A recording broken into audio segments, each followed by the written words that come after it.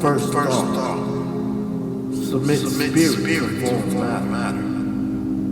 Our celestial humanity arrives, awakening in the dream, an inception of our reality. So we live, we love, and then there is music.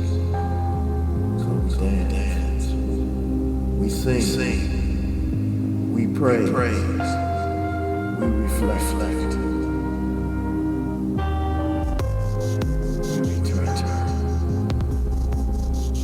In the infinite in between, the now that was, faces dance in our dreams. Some familiar, some distant, cosmic composition. In the irrelevance of this time, we realize the passion of the random abstraction, learning the lesson that the brotherhood of man is far more important than the ego of any individual. Imagination becomes the sound of thought, traveling at the speed of art.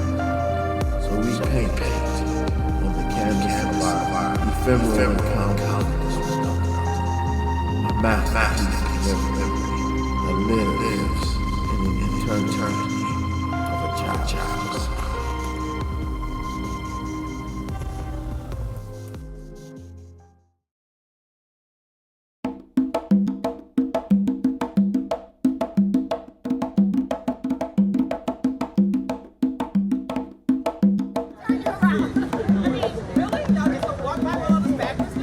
Never to be erased.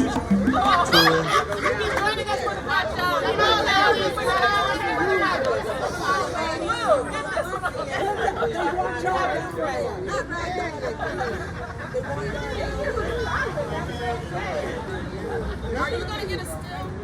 Yeah. Get a still.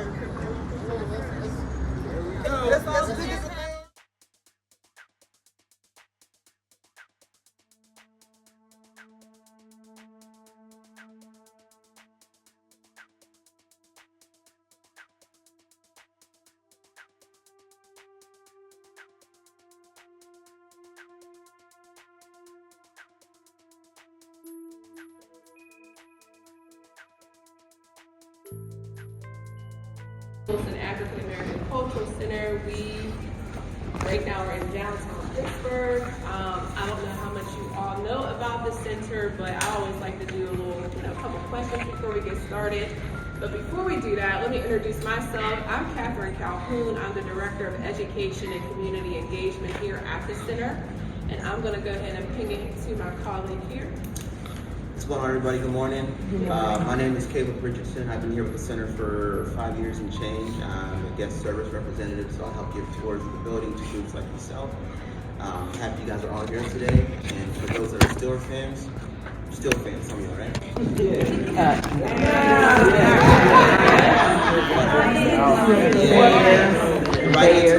Yeah, when the Lions beat, You're outnumbered, sir. Lions. Hey, don't forget what city you're in. I know. And Nice to meet you. Yeah, so we are the crew for today. So y'all could be anywhere else on this Friday morning, but y'all decided to be here, so shout out to y'all. Who knows who August Wilson is? Who wants to be the spokesperson? Who's August Wilson? He's a poet and playwright. I need my voice to break. Teresa said it. Does anybody know, okay, now that we're in Pittsburgh, some of this, it's your first time. Does anybody know what neighborhood August Wilson is from here? The Hills, right? Shabbat prizes, everybody will get a prize. Okay. Can anybody name me 3 plays of August Wilson? Fences.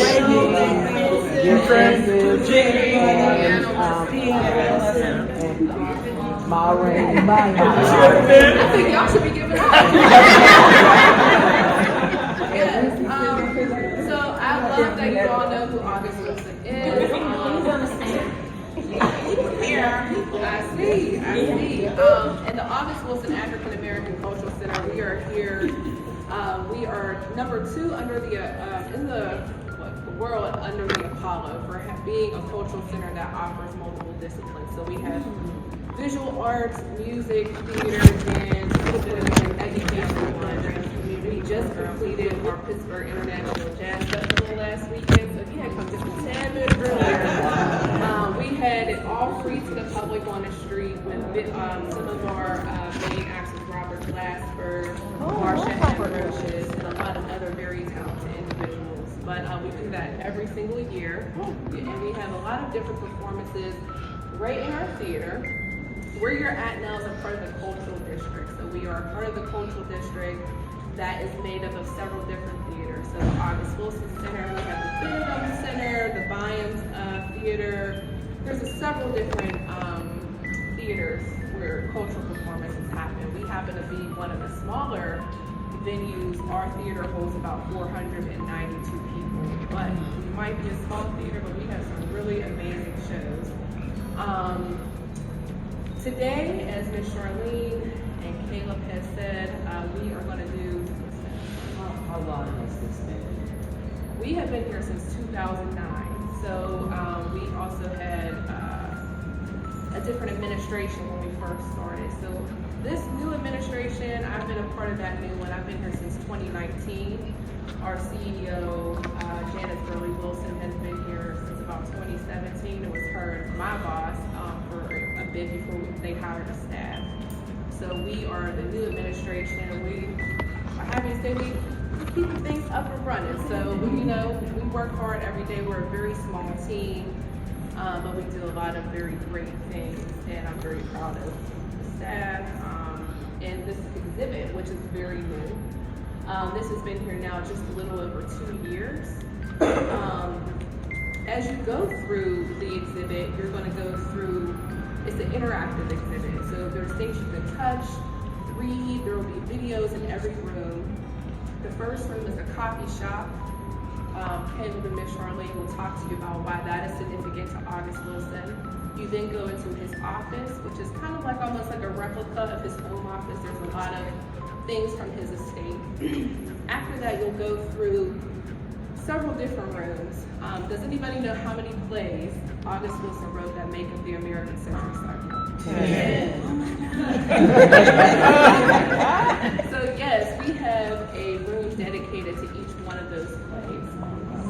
So this is a pretty long tour because of videos of what it's what you make of it. And so there will be videos, there will be things again you can touch and read, different little artifacts that are in each room that's significant to his plays. So the whole tour should take about 45 minutes to an hour long. After that, Caleb and Ms. Charlene is also going to give you a brief overview of our building and what that looks like. We also have other exhibits, which Ms. Charlene just passed you out pamphlets. It's Collections in Black, which is all about Black comics and comic books. So we have a smaller gallery down here that is a part of the bigger gallery upstairs, so you'll be able to see those as well. Our restrooms are right around the corner from here. If you need to use those, we also have restrooms upstairs. If you need to use the bathroom, it's going to be a pretty long tour, so I suggest you do that. But as Ms. Charlene stated, we're going to separate you into 2 groups because it gets pretty congested in there, so we want to make sure there's enough room for everybody. So,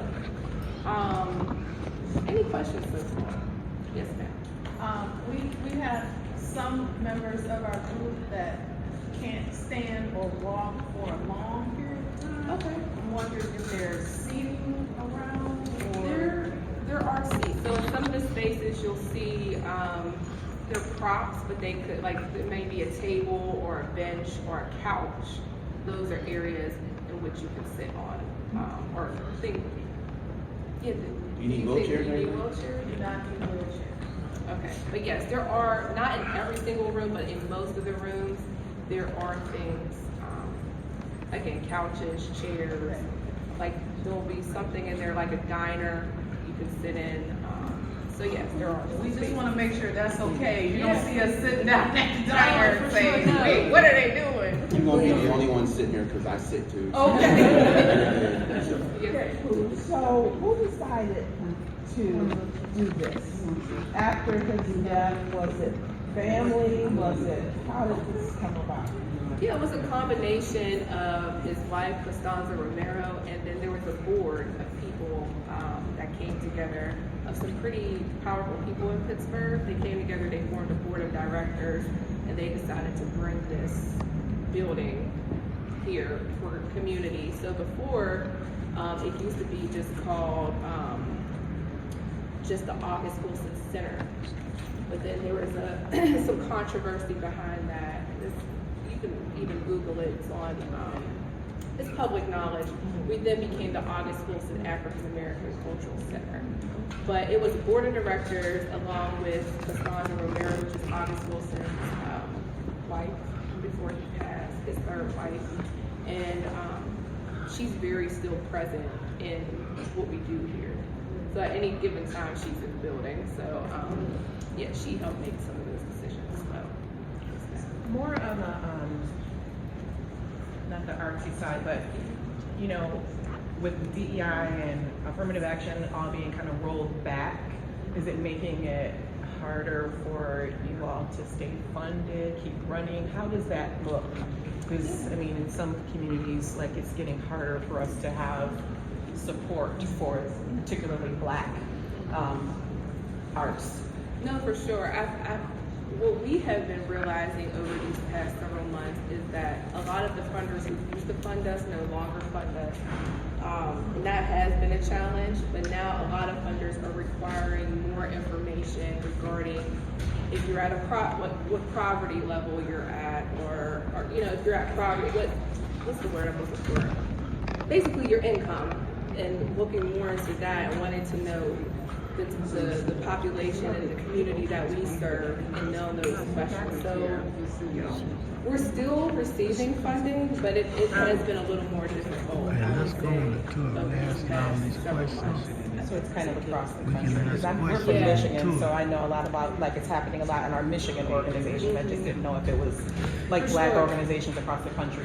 Yeah, a lot of us are experiencing that within the cultural district, so not just our organization, but other cultural institutions as well. So I'm hoping that things get better. I know my department, we do receive funding a lot for education and community engagement initiatives. So I'm very grateful for that, but yes, it's weird how people will give to you for years and it's not getting people. Yeah. Okay. Any questions before No, we no split more questions. everybody up? Who said no more questions? We need to go on the tour. Okay, People standing so up. They I don't know already how said we'd people like to do can't it, but I think stand long. there's 32 people, so we could split that group, and I don't know if you want to do like 1, 2, 1, 2, 1, 2. Is that fair? Or if you want to? Are we keeping the kings and queens together? Whichever side the bus y'all sat on, get to that side. There you go. Some don't want to work in front of your video.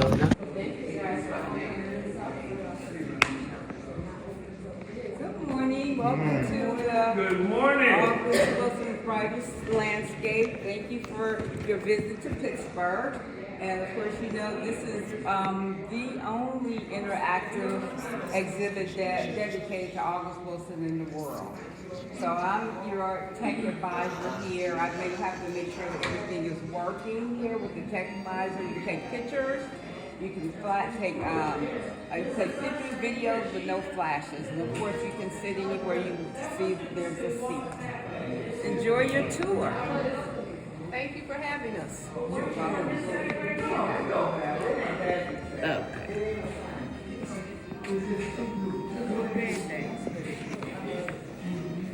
Everyone's inside that office. I first started. And this restaurant is where August Wilson had his first show. He had quit school and didn't tell his parents. They thought he was at the library. And if you look, there's some interactive things here during that time. These are things that were going on when he was 16. We have Muhammad Ali, you have Malcolm X, you have the march on Selma. These are some of the things that were going on, and I'm sure y'all remember some of them. Ain't working.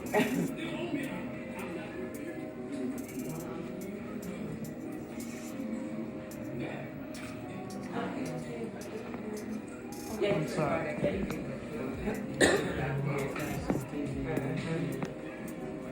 Oh, excuse me.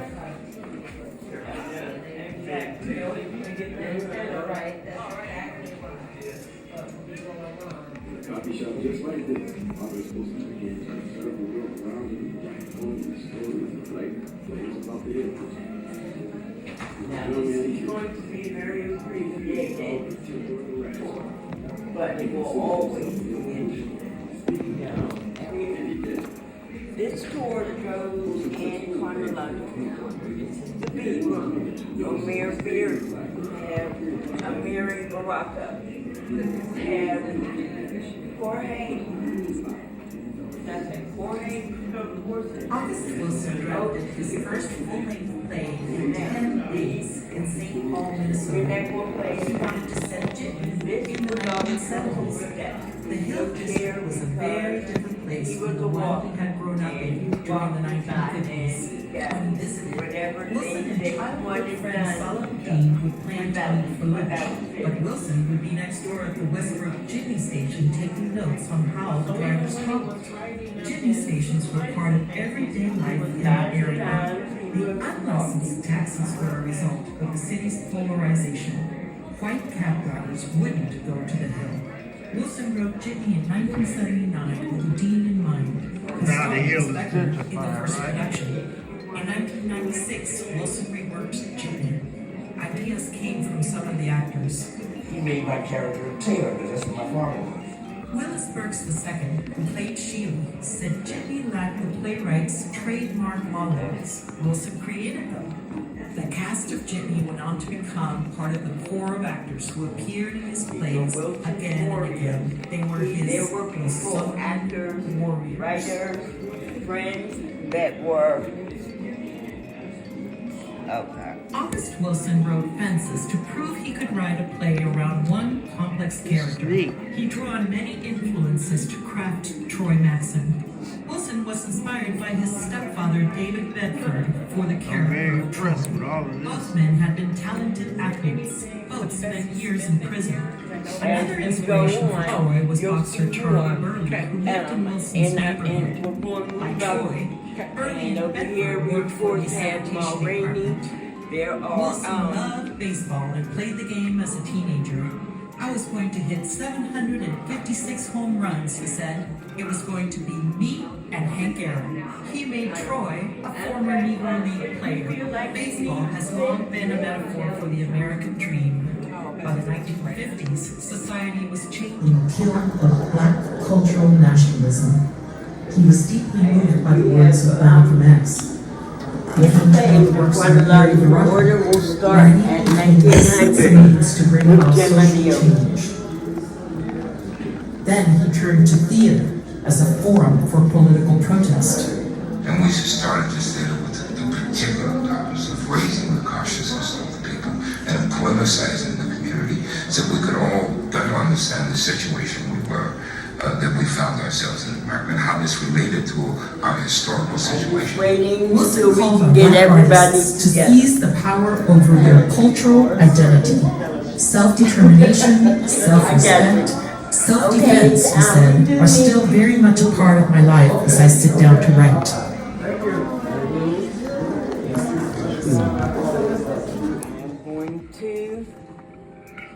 We don't have time, because otherwise we'll be in here an hour. We don't have time to see all of the videos, but the important one. The Ocean is a story of what it means to be a citizen in America and what it means to be free. The play is set in 1904, after slavery had officially ended. And we know that voice. But slavery was still a living memory for both former slaves and slave owners. Our Esther, Sally, and Enoch are former slaves. They represent the first generation to struggle with how to live in freedom and how to be citizens. August Wilson said, "They defined freedom for my generation. We owe a tremendous debt to them." What does freedom mean to them? Yes. So far, in If 1904, it everybody doesn't mean can much. keep going, and there are After pictures here. Reconstruction, Jim Crow laws kept blacks poor, isolated, and powerless. In 18 Got a visa to come back to Pittsburg now. I probably stayed in that same hotel too. I think this is right across the street from me. Get this right here.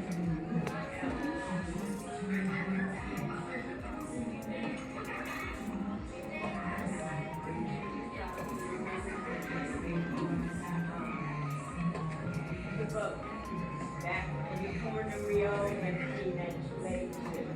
The Great Migration. It turned out that it was wonderful, but it was sometimes it wasn't always cracked up. A lot of people came from down south, and when they got here, it wasn't all that great. But, and about the remains, slave ship. Some of them were not just family and friends and events. Some of them, like this map, or like this room.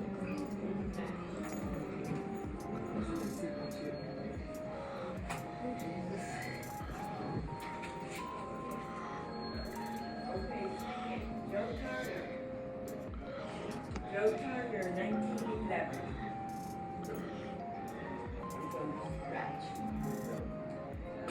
But these are the tables, lions, clubhouse, where we have in our history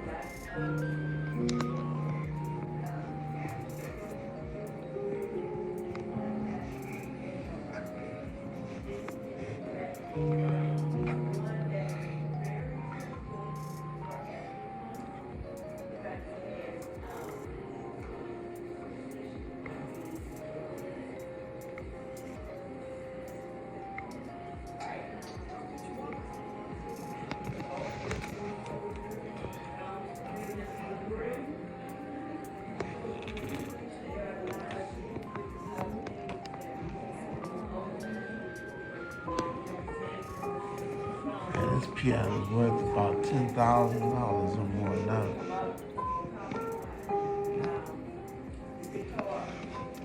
Charles Dutton's wife did not want to sell the piano. He wanted to sell the piano to buy land. And that's how it went. Now, these are some of the people that were in it here. And I hope nobody get offended. Everybody don't sell drugs, okay? People sold watermelon, they sold fruit just like you go down south, and they sell oranges and things like that on the street. That was a possibility. And here, Lyman and Bernice talk about the North and how good it's gonna be, how great everything's gonna be, and not too much. Do you know where they got this piano from? Yes. For the movie? This is not the one from the movie. It's not, okay. There's another one in the movie. Okay. The company is right there. No. That's So true. they carved this in Pennsylvania with these symbols and It's stuff? an on it like this? example Okay, of okay. what they are. Now here, now that was 1936, we're moving. Floyd Barton was a guitar player. Guitar's over there. He wanted to be famous. And this is 7 guitars. He wanted to be famous, but he ended up going to jail. Bus tickets where he got up here to go to Chicago. Everyone has seen that clock or that radio. That's the radio. And The brown mountain. right, and this Teddy again is for Floyd's funeral.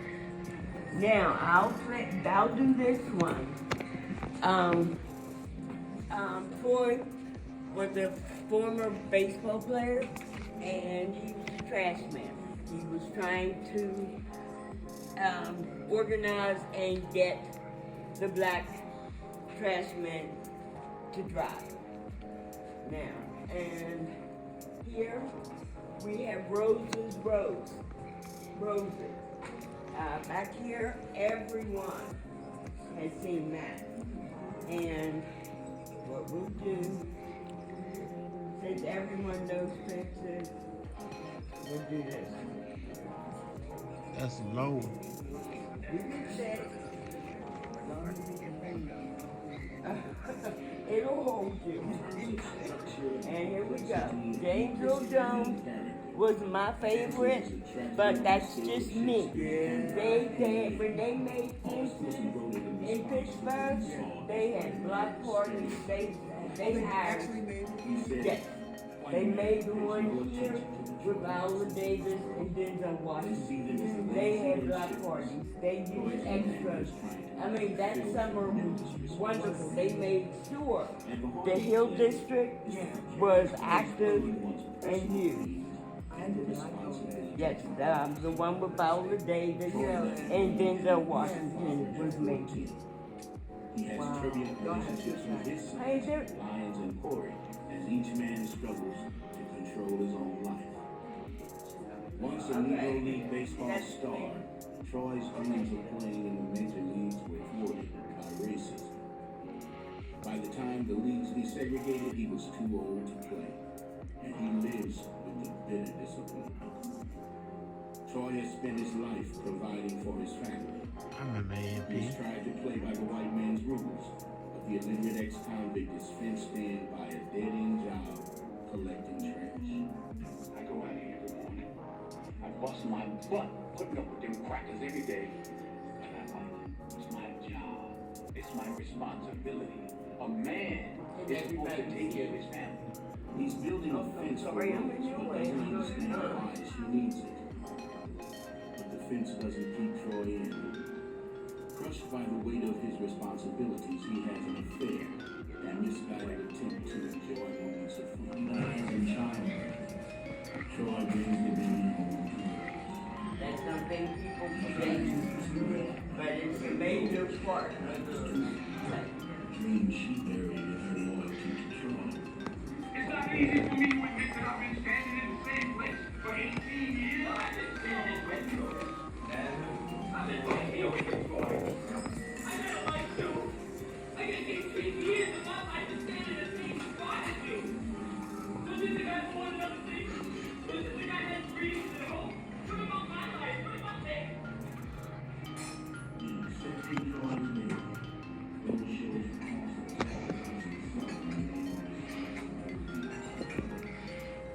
Troy's self-destructive behavior destroys his family and pushes Corey away.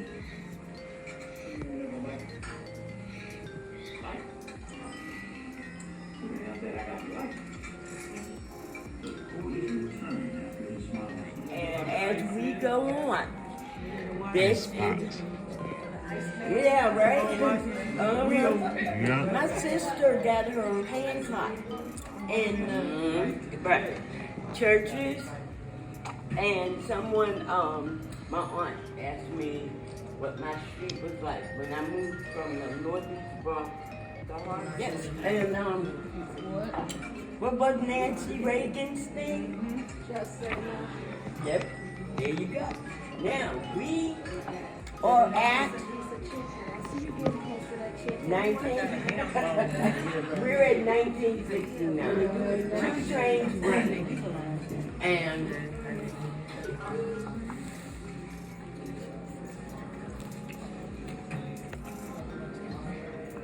okay, and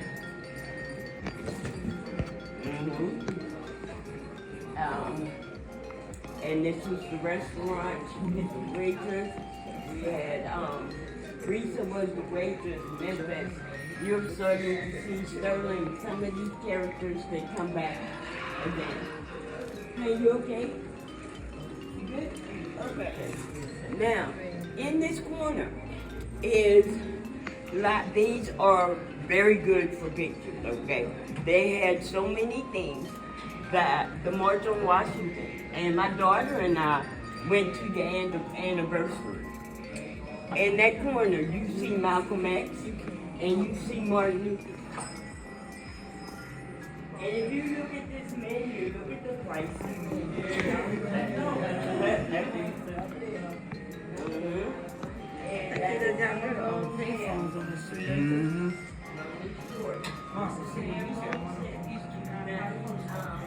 Demanded a payment, paying Lexus form, and we finally got it. Okay, we are in 1977. How many people call Mr. Charles today? He's not gonna be on the list, he's gonna come pick me up. Now, overcharging, they got rules. Most of the time, that's another thing, and that's a thing with me. Everything's not selling drugs and stealing, okay? People are driving jitneys in their personal cars. They do gypsy cabs, wherever you call them in your town, because it's a way to make money.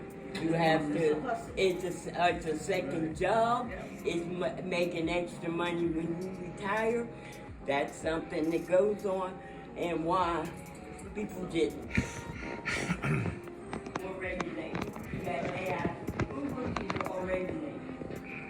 Jitneys or, I tell you, and my kids,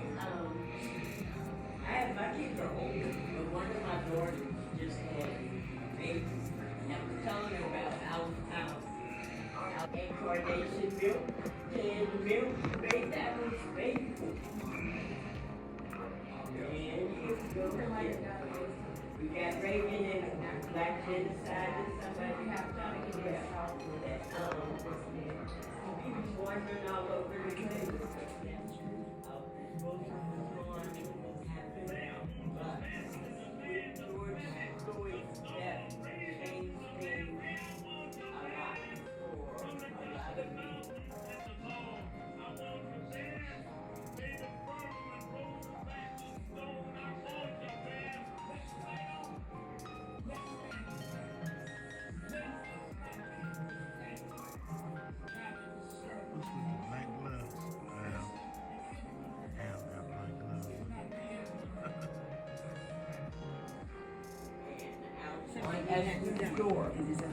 From Jimmy the Ocean, from where she has her boarding house on the hill.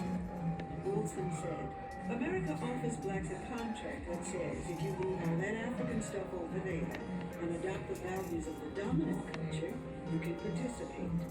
Yet the greatest values of society, education, generosity, grace, and family, have long been staples of African civilizations since the beginning of time. Many black entrepreneurs have risen to extraordinary heights and paved the way for the generations to follow. And sometimes our most vocal critics and detractors are from our own village. When he visited the Hill District in 1992, he said, much of what it was no longer exists except on maps and in memory. 2/3 of the people had moved away.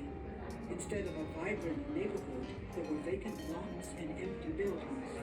The Hill District is going through a gentrification again. Yep, I know it. 70 now, they tore down the Silverina, built Pittsburg. They are rebuilding the hill. They have built a lot of projects, but there are also a lot of businesses over there that are rising up. And here we go. Yes, there are black businesses. Yes, but we know it's not all black. Okay, but they are doing better than they were. Doing that means tearing down on Esther's house. By ridding itself of what it calls light, the city is destroying its history and its memory. But Wilson had faith that the black middle class would do the right thing.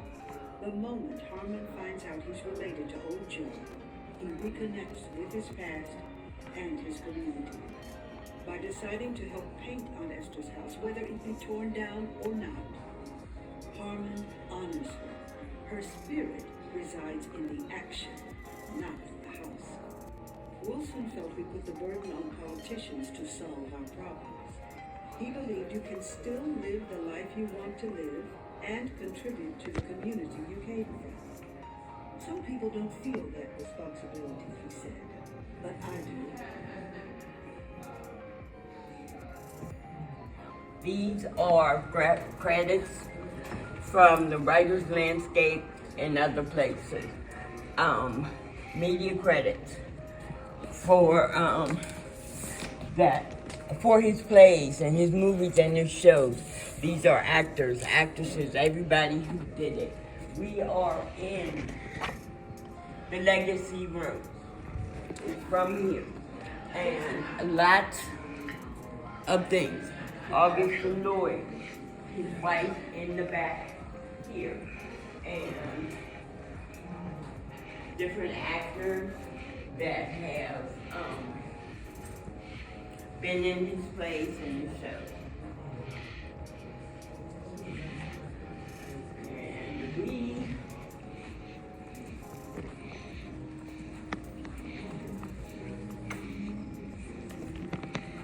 I'm missing. Is this like the classroom?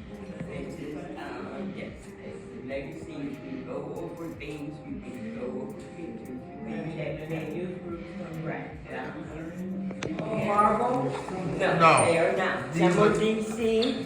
And you have the Amazon women, the black Amazon women from Wonder Woman. That's from 1973. Of course, they were called Amazon, and Nubia was the black head of the Amazon. Black man. This, you'll notice that, right? And if you notice, Thing from the Fantastic Four, Thing was black. Okay, we have some things over here, and I know y'all kind of. There's a film. That's the gentleman that started the collection. But when we get upstairs, you will recognize some things that it'll just kind of.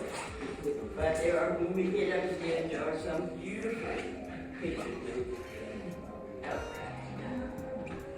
I mean, that's like she said, there's that script. Bitter root is bitter root is another and look over here, Harry Tubman Demon Slayer, that is not what it is now, and that $20 bill is not the $20 bill they're trying to get past now. But so where is all of this, like, this available, like, in this man has been collecting these things since he was a teenager.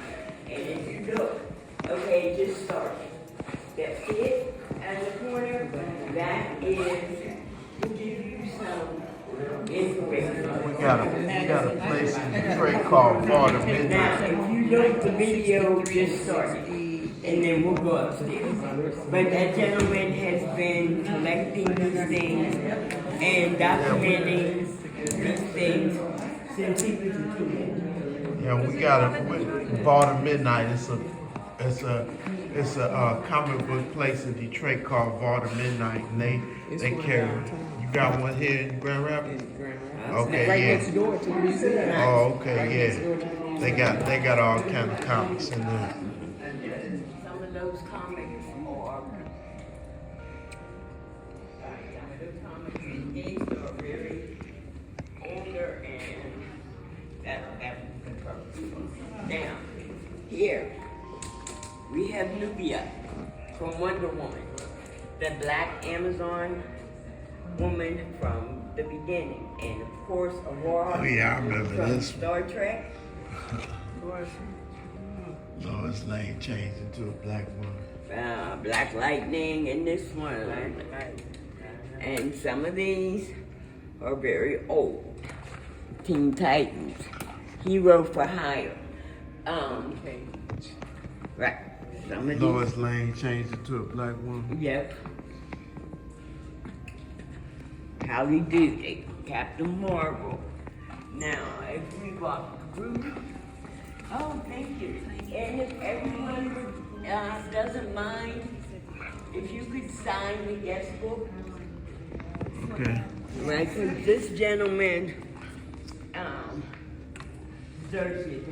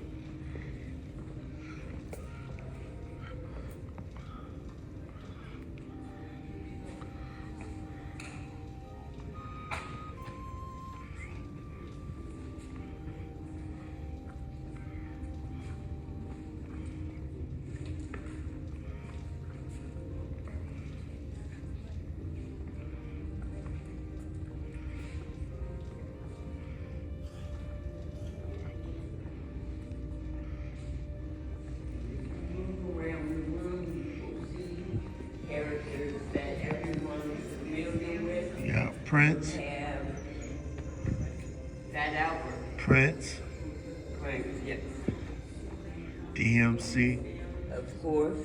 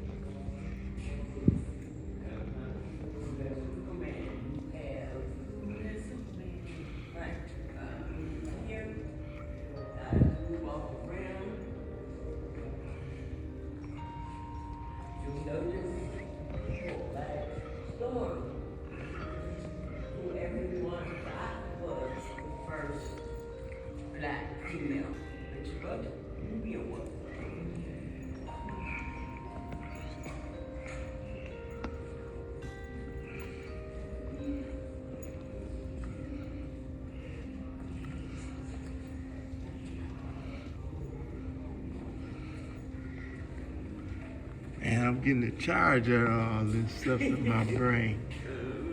My ex-girlfriend used to do this all the time.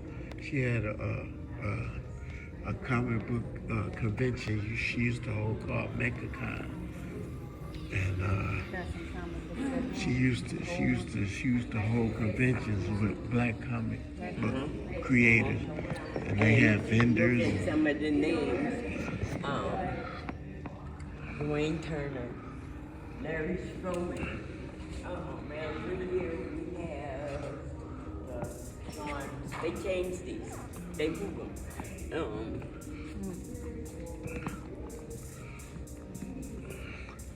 But if you look here.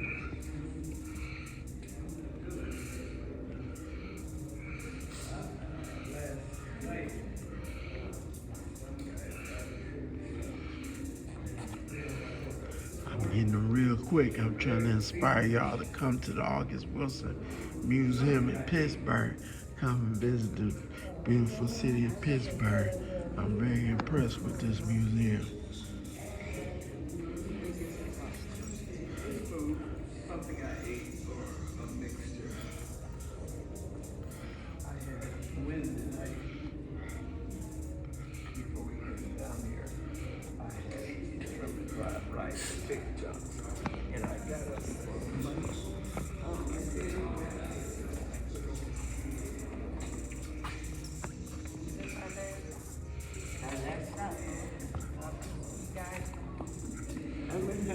You know what? Right on time. Yeah.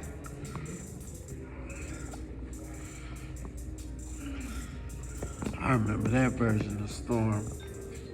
That was when she had lost her powers for a minute. Yeah. Oh, they got dreadlocks in here.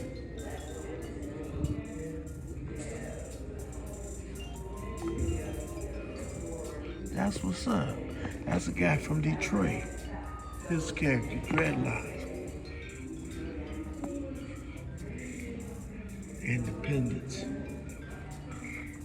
Man, I used to do this when I was little. I'm getting a charge in my brain from this. I was like my brother.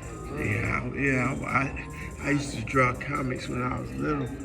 I just gave my grandson his little book. On how to draw. The pages that are like outlined. Oh yeah. I told him I want you to draw me a comic. I want to see what it Okay. He'll probably figure it out.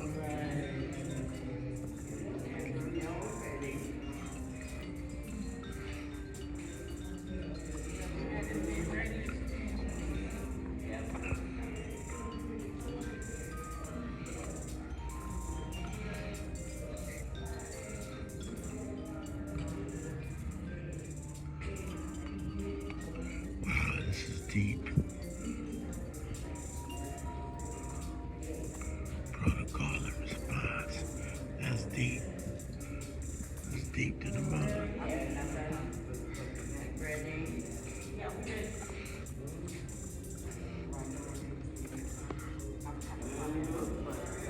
I'm going through these real quick. I'll be back here one day.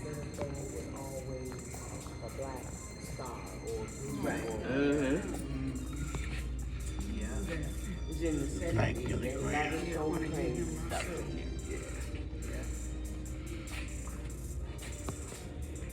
That's MC Light, ain't it? Ain't that MC Light? It sure is, and Salt and Pepper. Yeah, Salt and Pepper. That's what's up. This is cosmic, y'all. That's what I say, right on. I used to get that I had a subscription to Right On. Yeah. So you gotta get all these real quick. I'm trying to inspire people to come to this museum.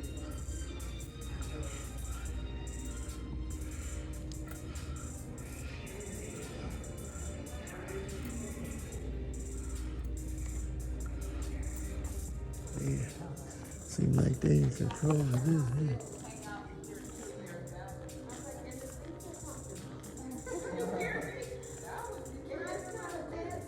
August Wilson Theater. No, it's not a bad seat in the house. August Wilson Theater. Her name is Alicia, and I have to look on the thing. But it's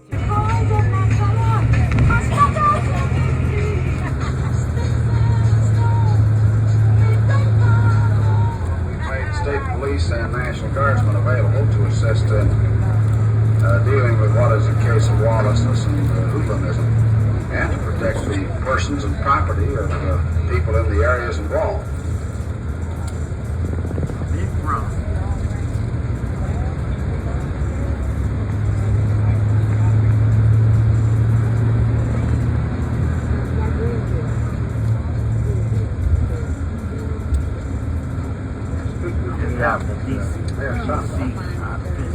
Myself and his neighbors, we proposing to establish a urban area near southeast end, a district bounded on the east by Madison, on the south by Cottage Grove, on the west by the Expressway, and of course on the north by Raleigh. We ask all people, and we particularly place emphasis on all people, to please refrain from going into the area, the limits which I have just described. How many officers will you have out there tonight? We will have an excessive, we would like to think an excessive 200 out there tonight.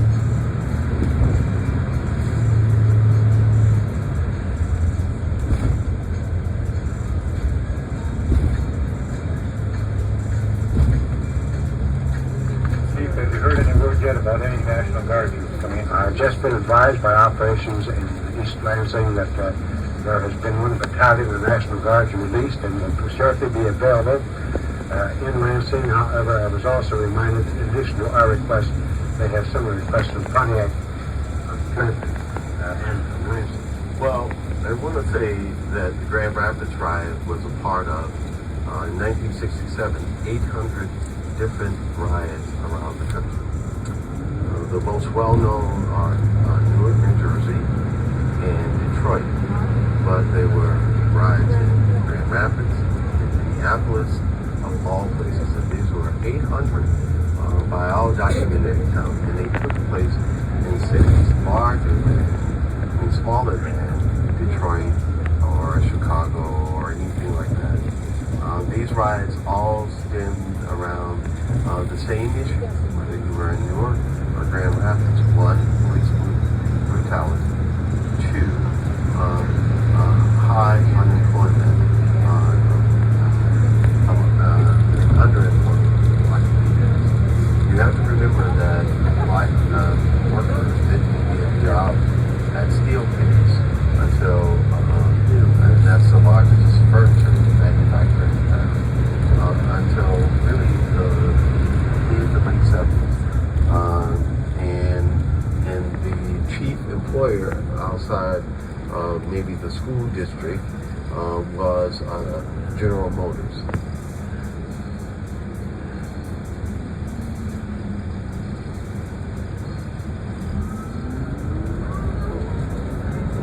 Black people came in and got jobs as custodians or got ancillary jobs in some kind of shop that had something to do with the auto industry. First off, the power to define is enormous.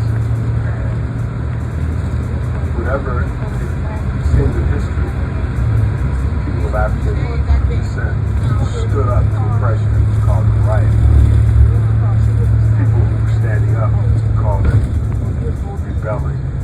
Rebelling against oppression. So, in terms of your title, I've never seen what happened as a riot. People responding and reacting. The situation in Grand Rapids back in the 1960s, we just started getting jobs. Majority of the people that I knew, majority of the people that said in this town were living just at the margin. The police were, I think, very impressive. The same as today. The tactics they used in our community were different than the tactics they used in other issues. The west side of the river was rough and tumble. You never saw the full force police come down. Now, unbeknownst to us at the time, they had been having preliminary training. I was involved in the community relations group just before, or just after the rebellion. And one of the officers had brace on his leg. He was very angry at me.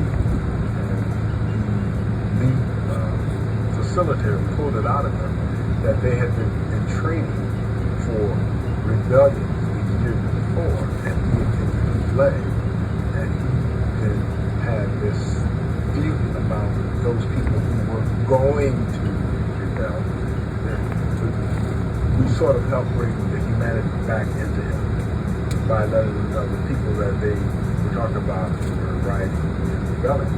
Actually, if you deal with people who stood up and gave voice to their concerns, these were the people that were treated the harshest. These were the people that were so powerful. Did the riots, the insurrection and stuff like that, in Detroit started kind of early. So I remember reading up on the hill, HB and a couple others that was down there, visit hotel, and somehow got an HB out. So,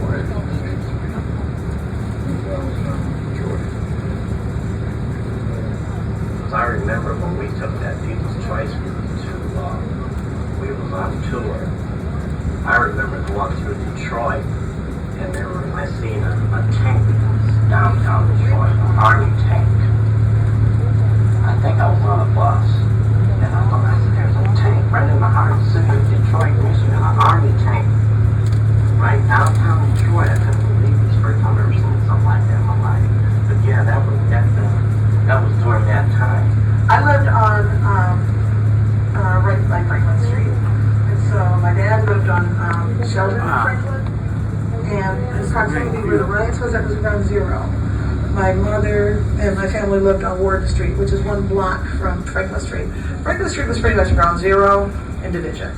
Sheldon and division is like this. I watched buildings burn. I watched people throw Molotov cocktails.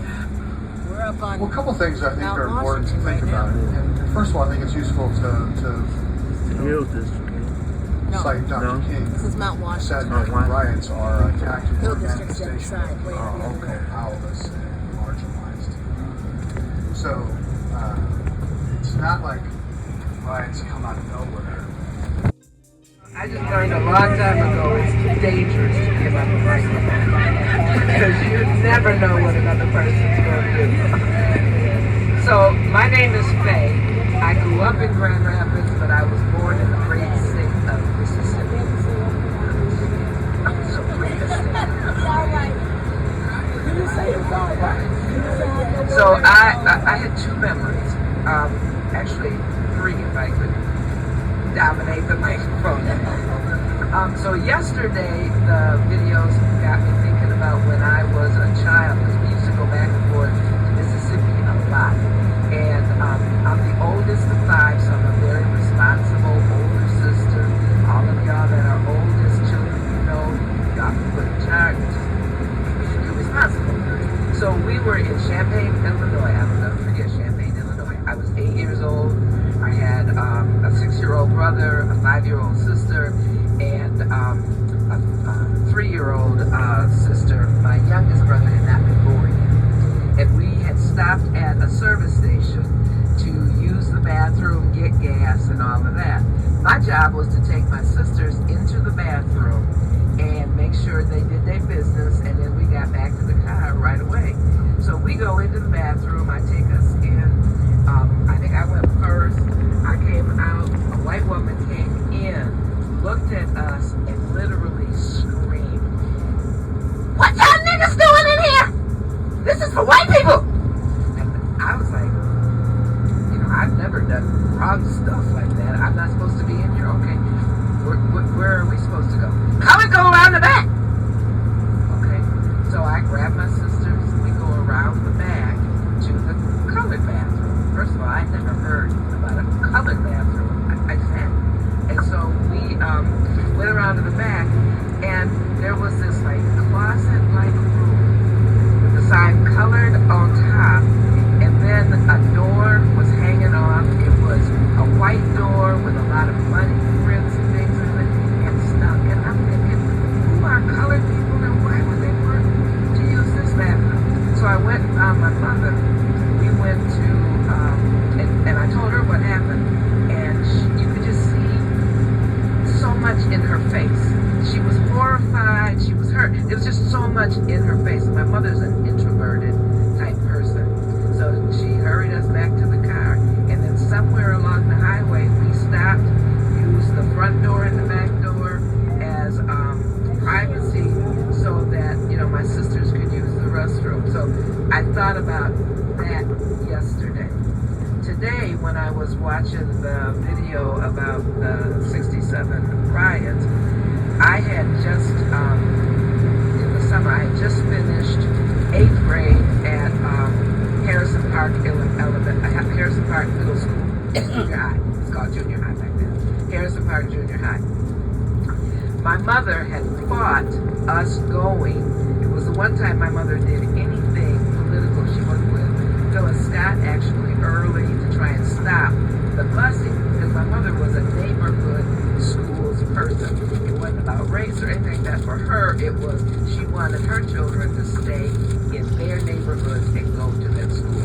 Well, we lost. She lost. And so I went to Harrison Park by bus. Because, of course, busing us out of our neighborhoods would make us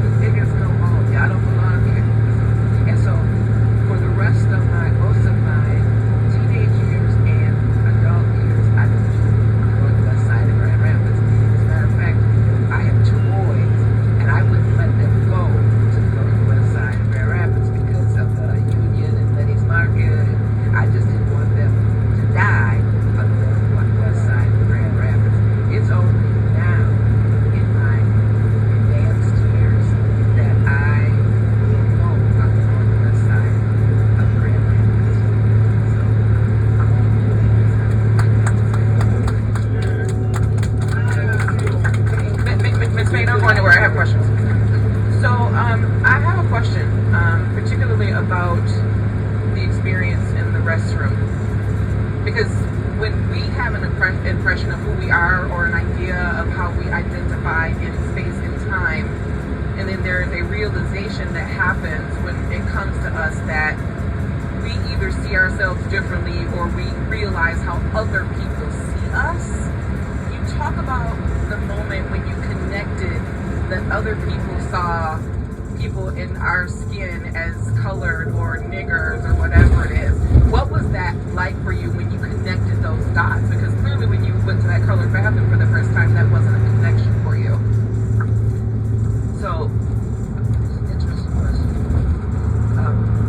So for me, initially I was just mystified because I had family experiences where going south, we were always told to be respectful, particularly to white people, because from my mother's perspective anyway, she was never sure what they would do. But never were we made to feel as children that there was something wrong with us. And so that was the first time that I questioned what is wrong. Literally, what is wrong that I have to go to something that looks like this. I was just totally mystified. And it was a long time before I actually, I think, made that kind of connection. Because I have never thought of myself as a nigger. And I have never thought of myself as bad, evil, not good because of what I look like. But I do know, because of a lot of work I've done, that there are lots of other people who think there's something wrong with me as how I look. Thank you. Oh, here, take your cards, honey, because you need those later. Thank you. Round of applause again for Miss Faye.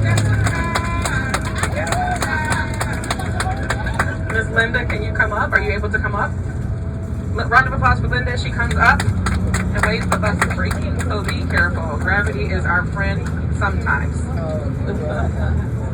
Nicely done, Miss Faye. Do you need to leave here where I am, or do you want to leave in the kitchen? We live on 6th. I have a lot of people know my sister and brother James. Okay, so I think the question was our memory of but I would like to use the context if that's okay.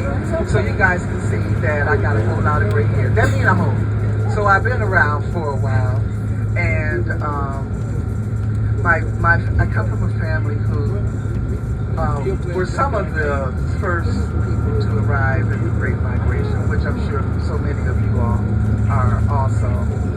And it was interesting that you mentioned that about the Northwest side. I have a little history nugget about why we intrinsically, this is our epigenetics. I don't know if you all just have this thing like, don't go over the north side. It was just something like, don't go over on that north side. And I think I discovered a nugget that explains that. But before I do, yes, I went into South with my partner back there, Linda, and at that time it was a high school, and how disappointing it was when we found out it was going to be dismantled.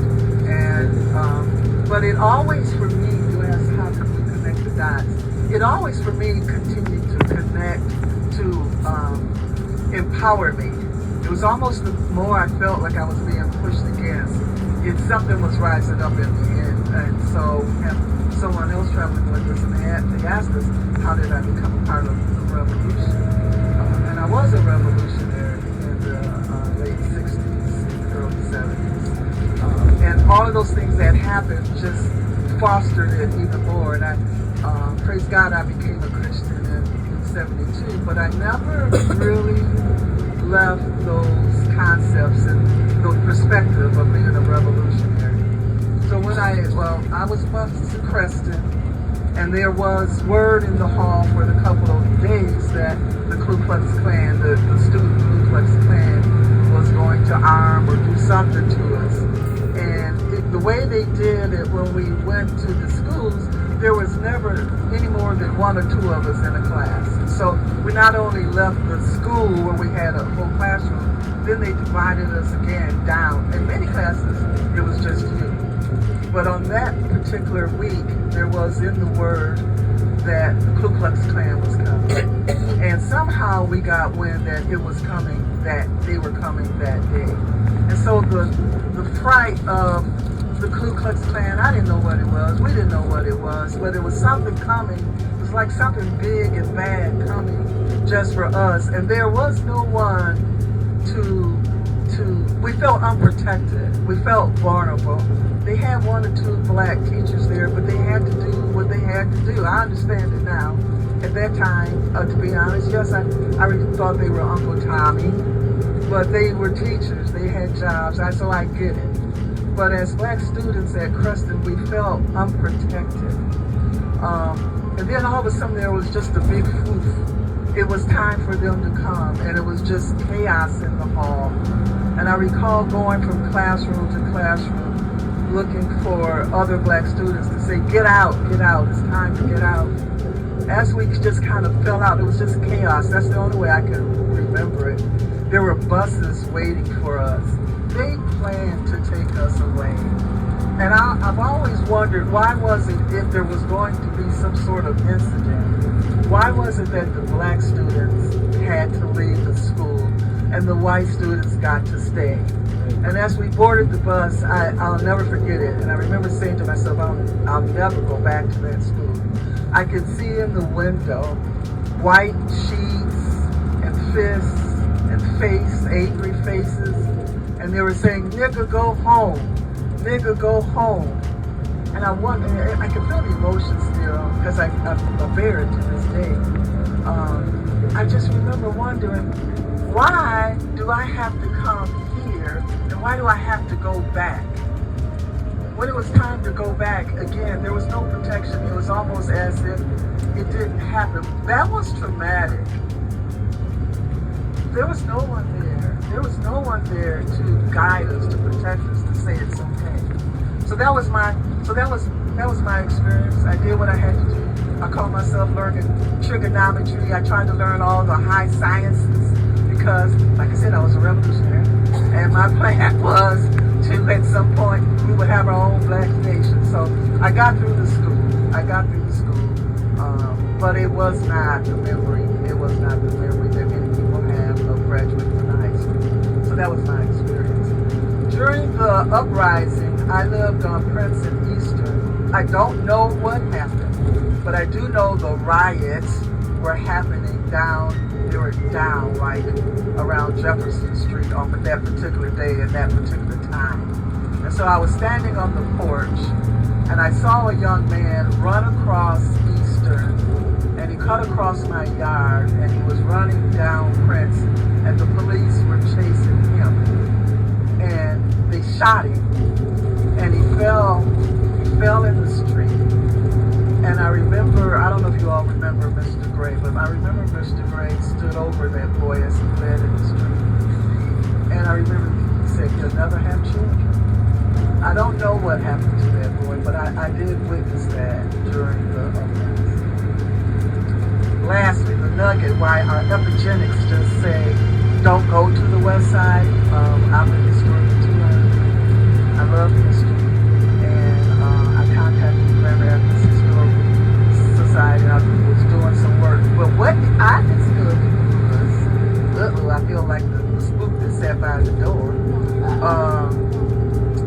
In 1935, and this is around the time our progenitor, the first one, came to Grand Rapids from our family. I didn't meet him, but just the thought that he was here. One of the largest KKK parades did occur in our wonderful city of Grand Rapids. And it went down Michigan Street, down Bridge, and it ended at Johnson Park. Not Johnson, what is the zoo? At the park, at John Paul Park. It had over 3,000 members in this parade. And it was like a festival. It was like a festive thing. The Boy Scouts were there. They got pins. There were pony rides. I can't remember what else was going on. But it was one of the, I have pictures of it. It was one of the largest KKK parades in the history of KKK parades right there in our city of Grand Rapids, Michigan. So it went down, and so I don't know if you all recall when you were growing up, but you used to always hear that the KKK was on the north side, or don't go on the north side. That's some of the remnants of it. And indeed, they did have a very large cell right here in Grand Rapids, Michigan. Round of applause. So, oh wait, George has a question. Better than mine, I'm sure.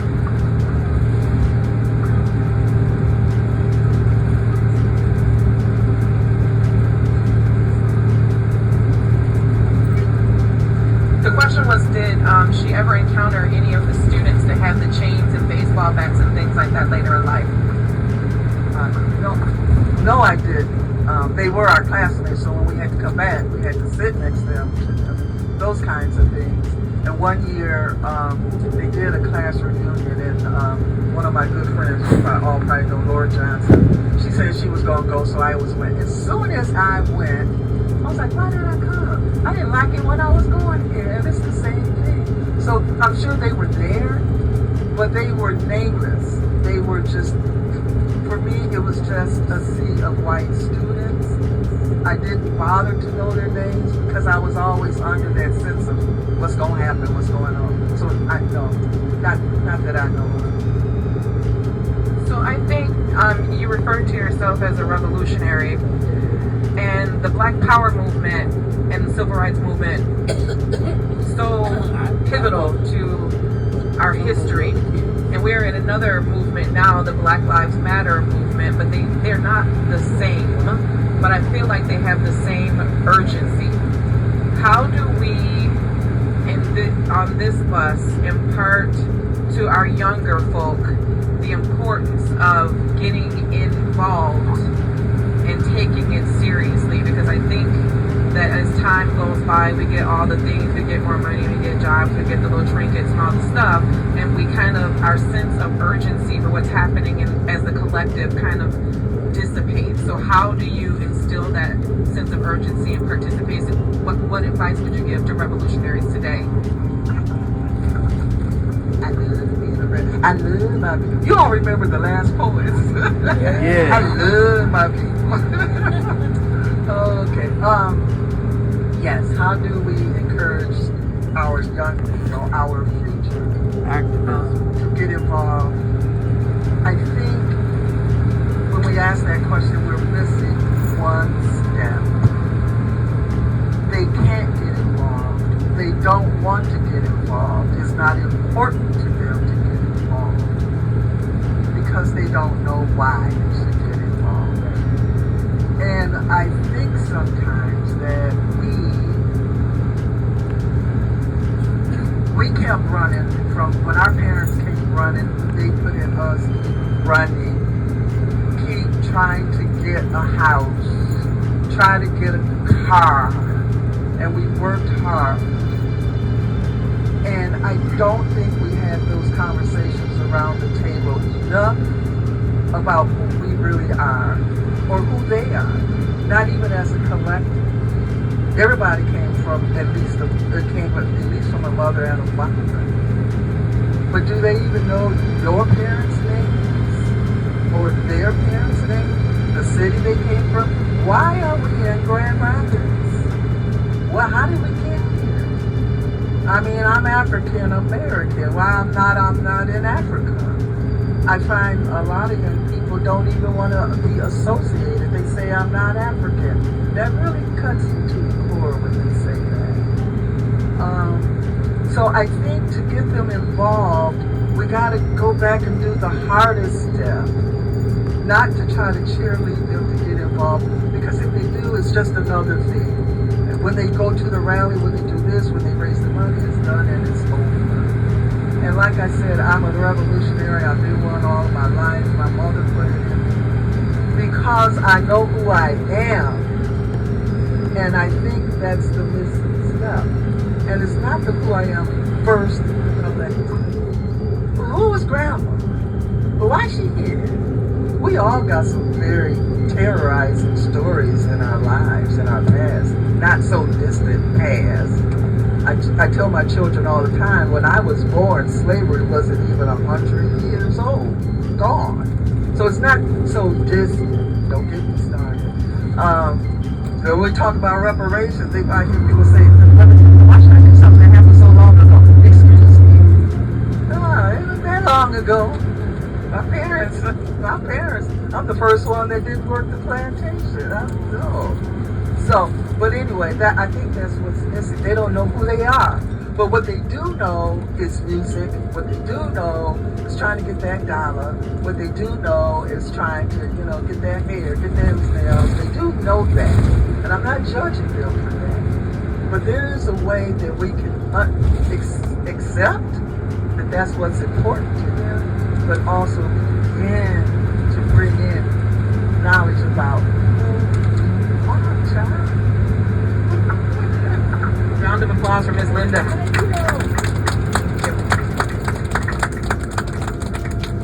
Who's next? Yes. Can the mic reach you? Or are you able to come up? Tell me your name. Miss Bertha.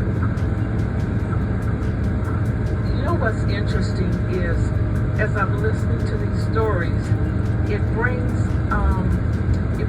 up memories for me that, I don't know, had I forgotten? Because I'm listening and I'm going, wait a minute. I remember that time, Miss Faye, I was born in Texas, and me and the family came up north to the promised land, and we would travel back to Texas, and I don't know, it was something about Ohio. You didn't stop in Ohio. Still don't stop in And Ohio. I remember being young and the colored bathroom encounter, but I was so young and I didn't quite understand it, but I do remember seeing the sign that said colored and knew that we had to go to that bathroom. And then I thought about the time that I was dating, I was in my 20s then, I think, and my boyfriend's brother went with a white girl, and they were going, he was from Louisiana. They were going to Louisiana, and when she got back, she told us about an incident where they had to stop for gas, and they were in a truck. He had to get in the back of the pickup truck because he could not be seen in the front seat with her, and she knew that, and so she told him, you got to get in the back of the truck or it's going to be trouble. And I kind of heard those things, but I think our revolutionaries that just left brought up a great point, and that was my parents, I'm a first generation. So that my thing was, for them, my thing was, you just graduate and get you a job at one of these General Motors or one of these places, and you know, and just be happy with that. And also, I was told, you don't talk back to white folk. You just be quiet. You don't say nothing. You don't look, a certain kind of way. And so that was the way that I was raised. And so, no, we never got that history that maybe we should have gotten, but you can't blame them, And when I was in high school, a counselor introduced me, I don't know why, I guess it was the Lord, introduced me to the Upward Bound program, which, is high school, college possibility for high school students, and that's what got me on the road to going to college and, getting my degree.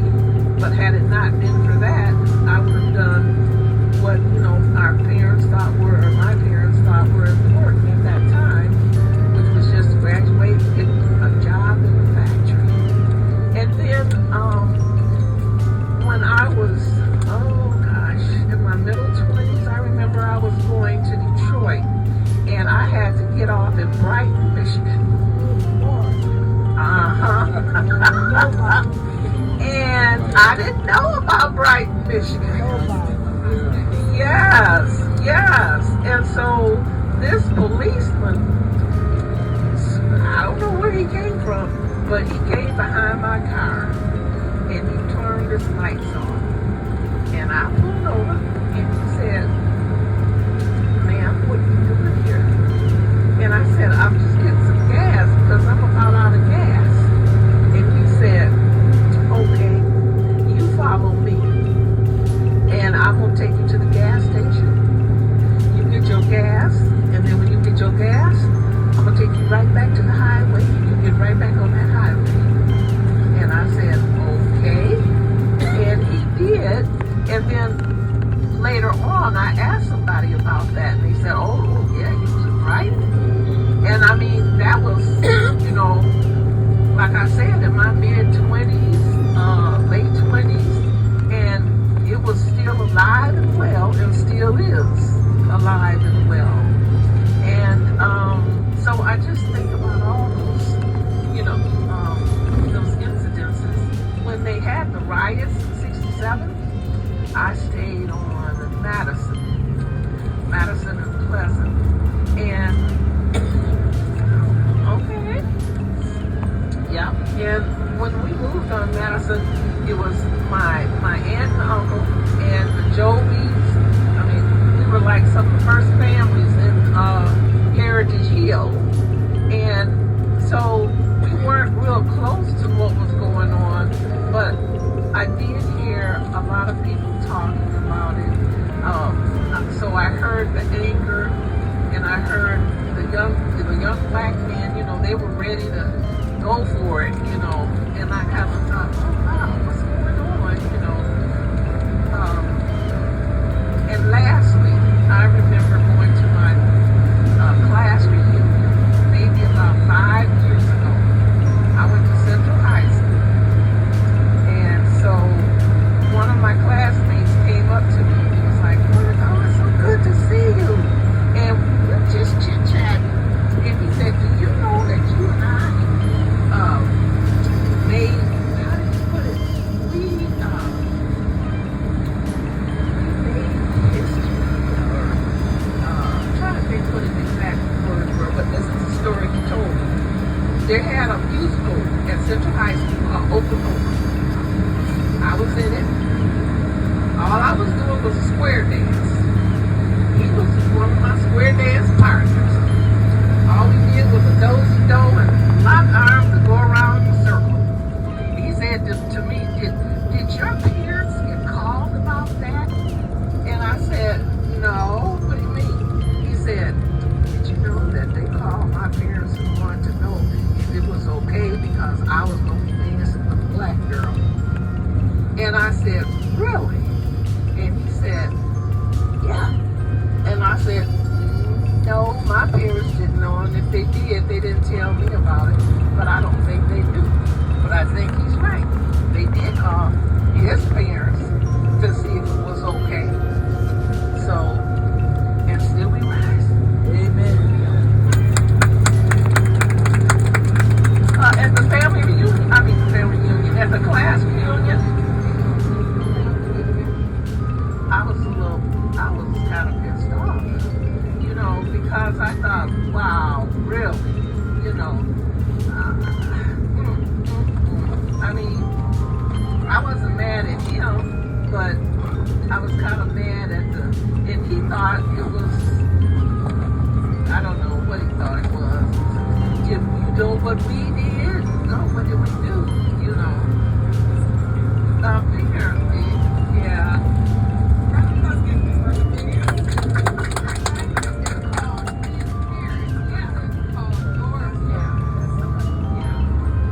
Marvin the vacuum coined, I don't know if Marvin did coin the phrase, August Wilson moment.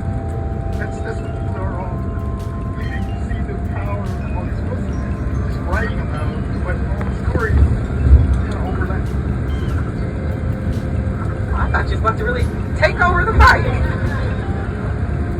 So, does anyone have anything else about the, yes? You coming up? Yay! Round of applause. This makes race the microphone.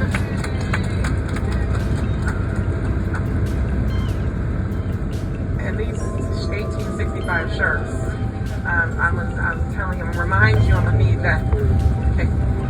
for everybody and then share away.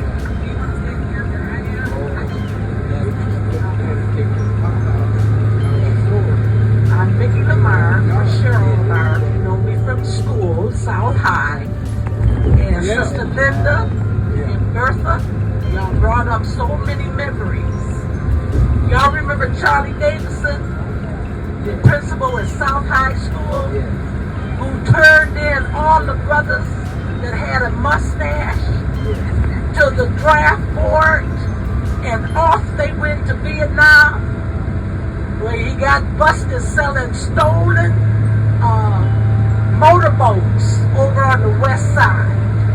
No, Charlie Davidson who made us get on our knees and our skirts had to touch the floor. If they didn't, they was too short. They did the busing. They took the brothers from South High School to the brand new Union High School on the southwest side. When they got off the bus, them white boys were standing there with clubs and chains waiting for them to get off, but we were not afraid. They got off the bus and everybody got arrested and put in jail, was all the brothers. None of them were allowed again in the Grand Rapids Public School to graduate.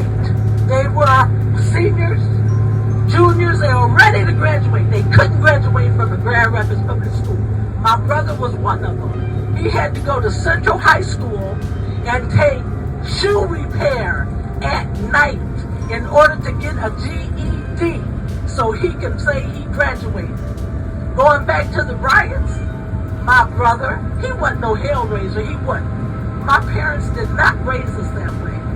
They taught us to love everybody. My mama in the church forever. You respect your elders, you love everybody, don't matter what color they were. That's what I was raised with. My brother Ronnie was, y'all remember Versailles? I was on the corner of Franklin and Jefferson, standing on the porch with a box of chicken. Police grabbed him, threw him in jail. His friend Lash called, came over to my house. Mr. Lamar, I'm just coming to tell you, Ronnie's in jail. My daddy said, okay, thank you. I know where he is. And the next day he went down to get him. Wasn't doing anything. But you talk about, he says a birth. I'm sorry, it's going to be a birth in Brighton, Michigan. I had to be 15 years old on a bus trip going to Detroit. My daddy was an elk, and I followed him everywhere he would allow me to go. And every year they had this convention, the state convention, and it was in Detroit. I would go down for the dance. I was on the bus broke down in Bright, Michigan. And I was stuck in Bright, Michigan from 11 o'clock in the afternoon until 7 o'clock that night. And my papa was so worried, he was calling, where's she at, where's she at? I heard them on the telephone. The woman asked him, it was just a little building. The woman said, no, sorry sir, there's no young girl here. There's no young girl here. And I was sitting there, I said, ma'am, she ignored me. My daddy said, no, something ain't right. 7:30, he pulls up. I said, Papa, I was here, and I told him exactly what their conversation was. And I said, let's go. Because Daddy didn't have a gun, but he would have killed them. I just want to say, when those riots was going on and they closed the city down, I remember being on my front porch just praying. And I mean, I haven't stopped. I prayed to God to take off, to save them, to help them, to stop them from what they're doing, make them pay for what they're doing to us. And it was raining hard. I said, just wash them all away. Just wash them all away. And I can tell you some more stories, but I'm going to stop right now. Thank y'all.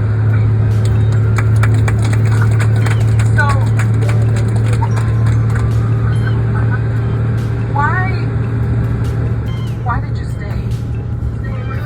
Yeah, my family was. My grandpa was there. My grandpa got ran out of Cleveland, Ohio. My grandpa was a gangster. And the gangsters in Cleveland, he was bootlegging whiskey. And he was taking their business. And him and Teddy Raspberry got ran out of Cleveland, Ohio. That's where my daddy grew up. I'm so glad he's going to next up with his family. But anyway, they had a lot of money. They hid it under a tree somewhere in Cleveland while the Italians was running them out. They went back a couple years later, dug their money up, and came back to Grand Rapids. He opened up his bar, the Lamar Hotel and Horseshoe Bar, on the corner of Goodrich and Granville, and that was my grandpa. Yes, my grandpa on the baseball team too. Yeah, he was part of the baseball team, and that's why we stayed here. My daddy came up to be with his father, and my Aunt Nina, his sister. They came up to be with their dad, and my dad did not want a part of the fire life. He worked there as a bouncer, and my papa was bad. Listen, y'all know I love my dad. My daddy would whoop anybody. He fought in the Golden Gloves. He was a left hand. He was a softball. And they said he could knock a horse out. That's what when they would describe him. That's what they said, you know.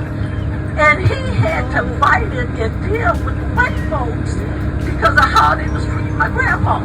They put no pocket signs up to help him get rid of his business. So they used the park over there. Oh, I can tell you some more.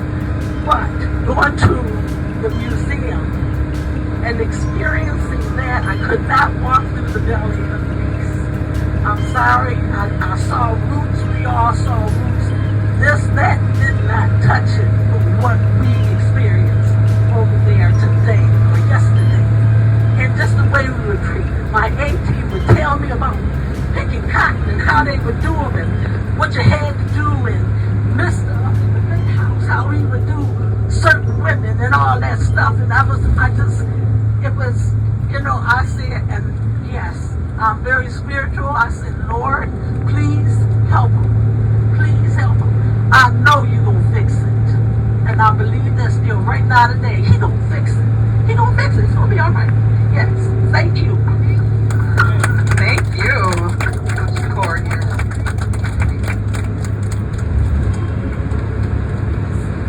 All right, how you guys feeling? We good? Do you want a couple? Okay, Mr. George wants the mic. Hang on. What she didn't say was that during that period of time, her grandfather was not only, she said gangster, but he was also the bank for Grand Rapids. Yes, he was. Banks would not lend black people money for houses, couldn't buy a car, and he was the person people went to get a loan. When they went to jail, he bailed them out. Yep, he bailed them out. Bailed them out. Amazing. So I think it's a really good example of how we help the community with what we have, right?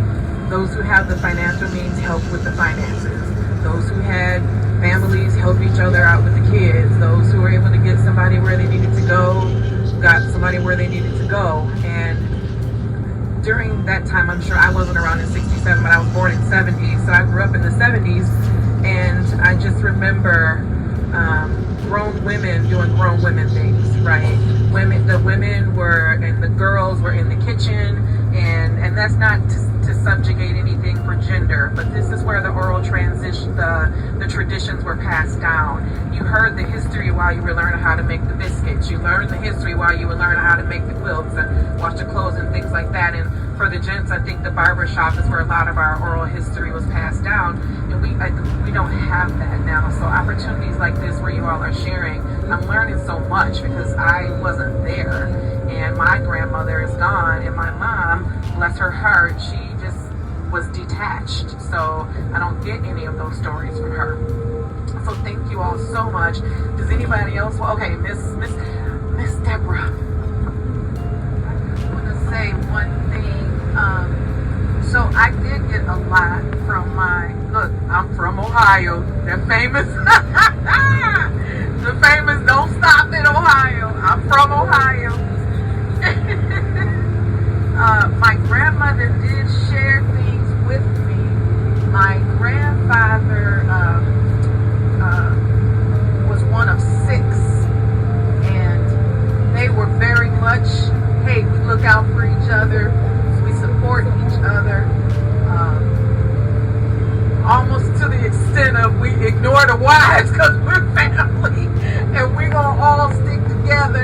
that's a whole nother conversation. My grandmother's not here to share. But I think also, going along with that, there were some things they did not tell us.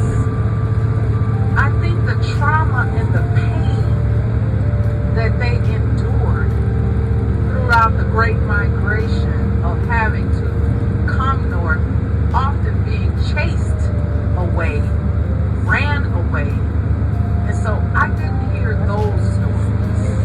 I don't know why the majority of them came to Ohio. I just know when they were in Ohio, they were very tight-knit, very close. You saw one, you saw the other one. Somebody needed a place to stay. Okay, go over to Uncle Albert's, go over to Uncle Henry's, and you stayed there. They stuck together.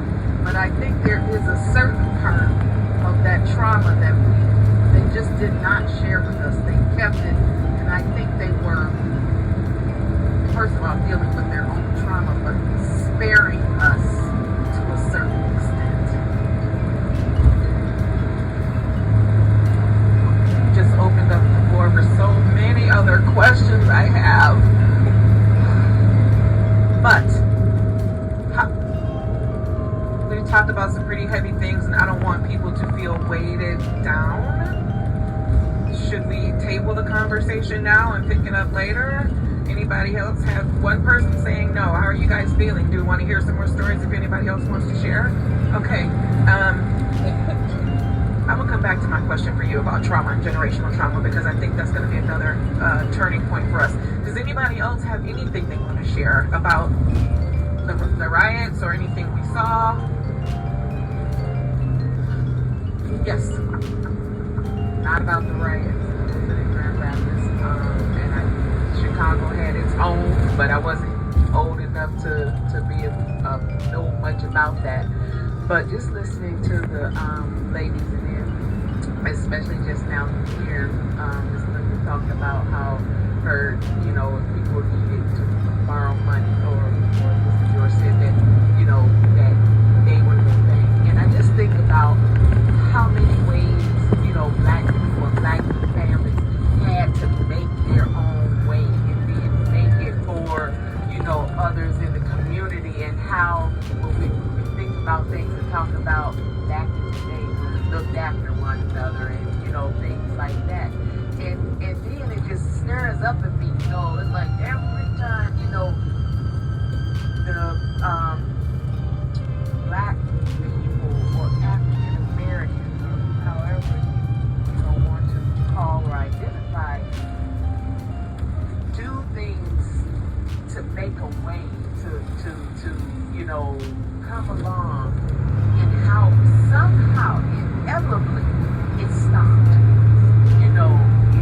Stop is put to it, is illegal, is this, is that, is the other, until they find a way to make the money, right? And the most recent one is marijuana. Not that I think we're getting stores or anything like that, but, that was a way that people, made money and was able to do things, and now it's legal, but now black people are absent from that. So it started something for the for that, and now it's legal. And it is right. And so just hearing, some of the stories that you ladies have been able, to tell and share again, because I wasn't in Grand Rapids, but just to hear some of the things connected throughout my time, right? So it's amazing. So I'm like, I'm little, but I appreciate, hearing those stories in those times, because my family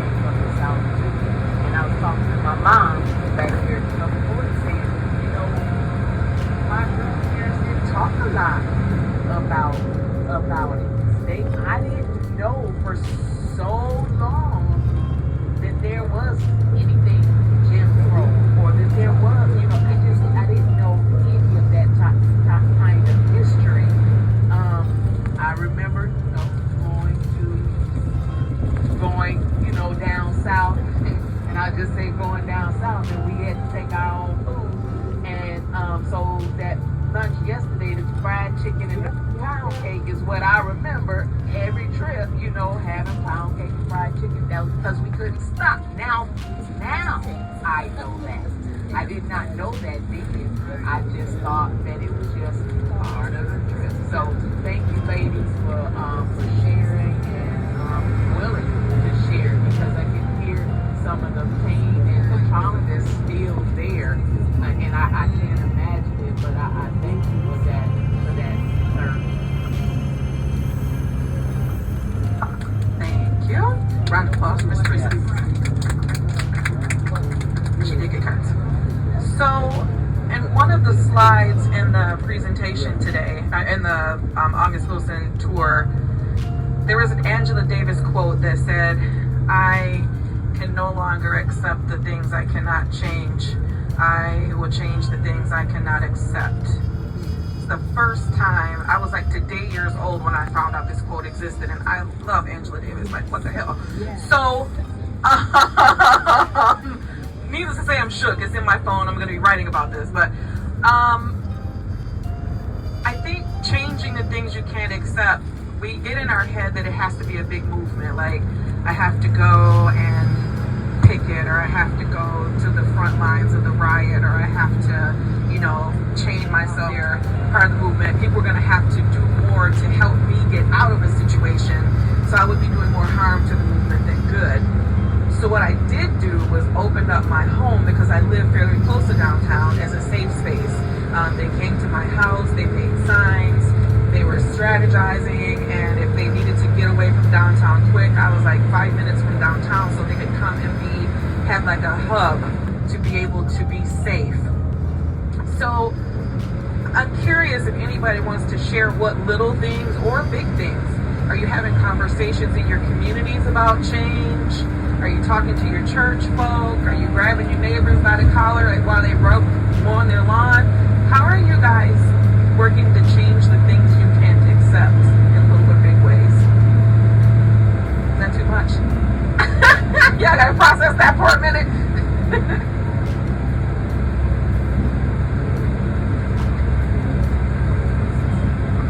So I think that going back to what Miss Linda said about for me, it's the next generation, and how can we get them to understand the history and why it's important to do some things. And so, to me, when she said you kind of have to accept our young people where they are, but still, these stories that we've shared today, share those stories with them.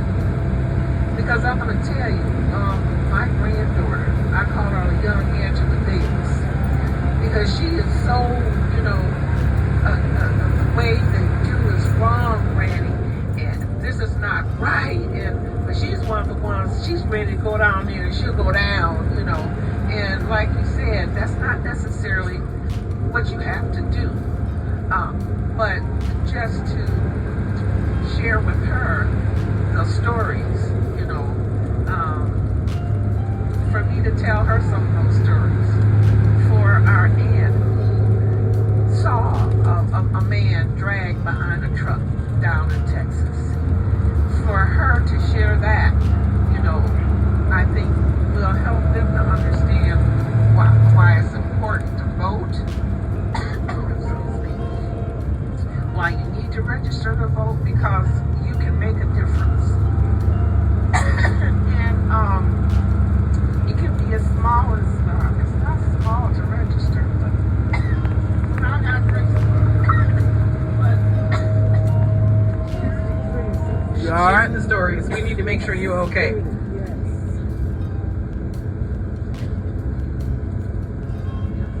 Oh, okay. Listen, I'm not sure you're okay yet. You're still coughing.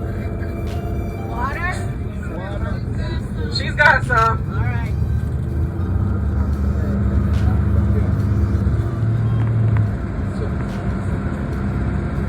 And you good? Was there anything beyond that you wanted to add, or before you finish? Did you finish your thought? Sharing the stories, the gist of it. Looking at my folks in the back. you hope? The place we're going to is from 7:30 to 11:30. Okay. What are you worried about? I know. I got it. And it's not always the protests, though the protests mean things. When we see young people come to the museum, we have one young lady come with a group, and I will say there were probably 15 kids in that group.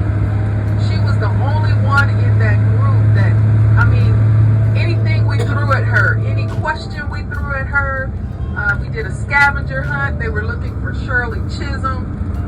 Some of the guys that, you know, they just, well, we don't know where she is in here.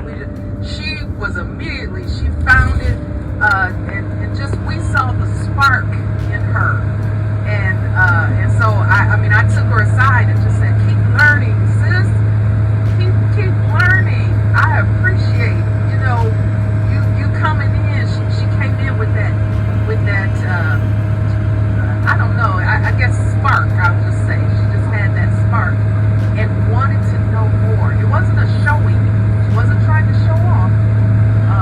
She was proud to know her heritage. She was proud to know her people and where she came from. And that day, and we have, you know, other stories like that. But that day, I was so proud of her, and that really inspired me and gave me hope for this generation. Yay. Round of applause, Miss Deborah. Okay, I'm waiting for hands to pop up before I share the next thought. Yes, come back up to the mic. It gives me hope when I see more and more blacks being involved. Barbara Turner. Miss Barbara Turner. A round of applause for Miss Barbara Turner. And okay, let me get Miss Linda. She had her hand up, and then I'm gonna come back to George. So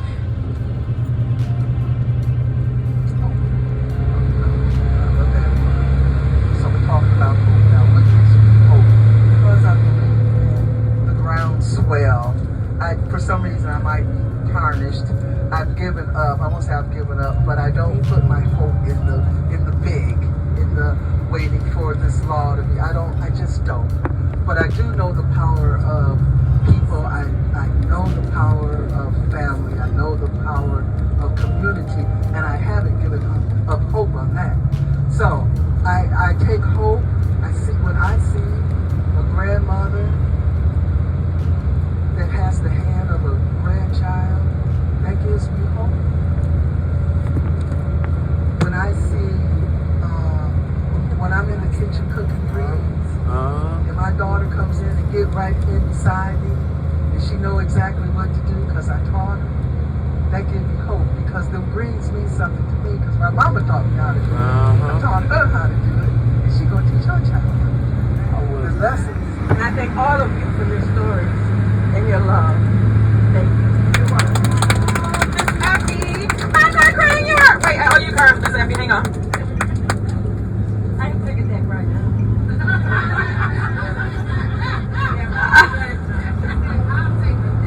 I might not be able to make it back. I got everybody's name.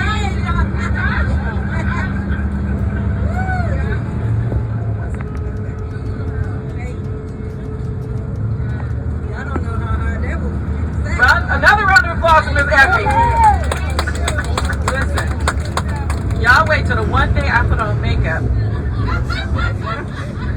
to start this waterworks. I'm gonna need y'all to tighten that up a little bit, because I also have on a white t-shirt.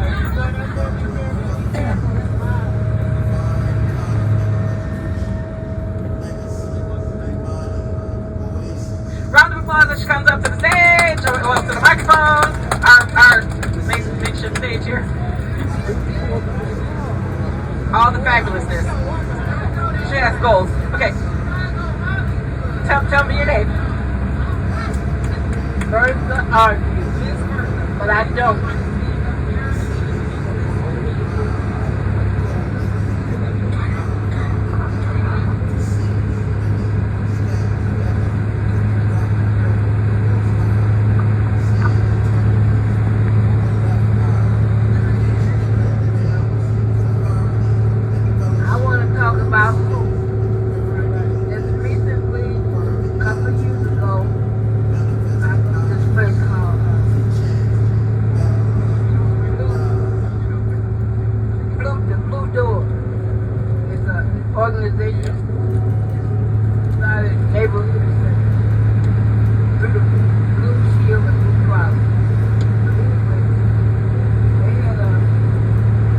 up to your mouth. They had a program where they had a lot of black books for children. And this is giving me hope now. A lot of books have been written, and they there to give them out. Because they said people were trying to destroy the books. I said, what? They're trying to destroy the books so the kids can't even get them in the first place. And they gave out quite a few. And I went through those books and they were so good. And I wanted some for my grandkids when something happened and destroy them. So get your kids as many books as possible from the black writers, black creators, and they will learn. But you might have to get a way to get them to read the books. But right now, my grandkids read because I've been giving them books ever since they're this high. So they read. I get them spiritual books and also like things about their history. So do that as much as possible. God bless.